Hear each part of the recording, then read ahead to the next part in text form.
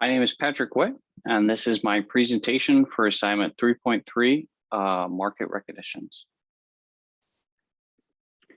The base variables I will be utilizing are date, open, high, low, close, and volume. These were gathered from the NASDAQ website, and we're using the maximum amount of data that they provide, which I believe goes back to 2010. From those values, I was able to derive some additional variables like simple moving average, standard deviation, upper band and lower band, supports, resistance, volume percent change, and close percent change, while also being able to complete a forecast and then derive a month value. Our correlation analysis will focus on the low, high, open, volume, and month variables. We'll start with high, low, open, close by year, visualize together to kind of begin to show that there does appear to be some form of correlation with these values, which makes sense because the open and close don't appear to be that extreme, and with the way that the stocks work, it does seem to correlate it does seem to make sense that they would correlate. Followed up with volume percent change and close percent year change seem to be pretty close in correlation, or like in representational values for their percent change. In 2020, there's a huge variation, but a lot of these charts are you're gonna kind of see in a way where the pandemic kind of struck and started to affect United Airlines business model. So the correlation for low was a 0.987. So then we go into a more dedicated chart for the low to close. As you can see, again, very much following what looks to be the same line. For high, we had a 98.15 or 0.9815, excuse me. And again, that correlation line kind of follows itself as it did with the low. Then we fall into open with the 0.9656.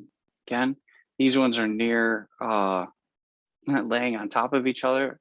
Kind of goes back to the higher correlation value. The volume did not hold the correlation I thought it would, with a negative 0.259. As you can see, the volume goes up by year. I guess it's not as crazy. And then with the month, it received a negative 0.005, so even less valuable. Followed up, whale tracks. So the close and simple move average in a comparison, where the close to the average, it appears to be pretty, close, with no real massive deviation, except for here in the 2020 value, which again could be contributed to the pandemic and the travel restrictions and the general public's fear of flying, all that. Followed in with volume percent change, and then the close percent change. You can see they're not like Facebook, where they're having massive divots and dives and jumps and everything. You can see United Airlines is kind of trying to stay more on track, with the steady growth. And I don't believe I'm seeing the whale tracks here, from what I've been able to identify. So supports and resistances. I did resistances 1 through 3, and then supports 1 through 3, with the close being also represented with the purple value here. As you can see, the resistances and the close stay pretty close together, and it appears to be falling within the variance that it's supposed to be.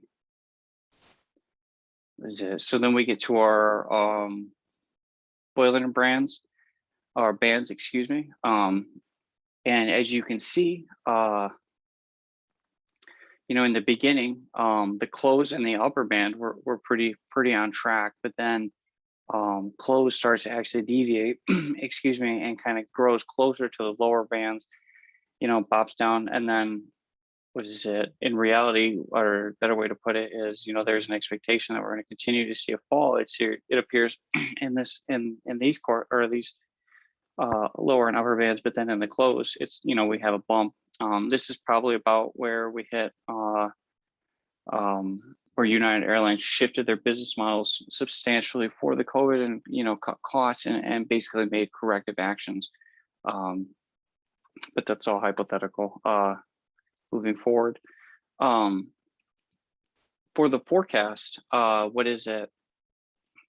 Forecast kind of shows that it's only going to continue to go up, and the forecast is, appears to be quite off in regards to not being able to calculate for the pandemic, but only at one point do we really have our intersection, and after that we have pretty decent variation with what is it?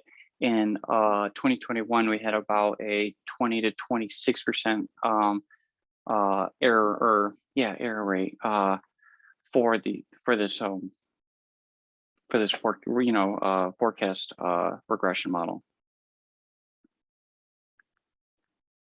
But with that, if we were to sneak back, so those are my references. I do apologize. But went back real quickly, sneaking back, and we look at the lower bands and the upper bands close by year, we could see that we're having a spike here, and we're going back up.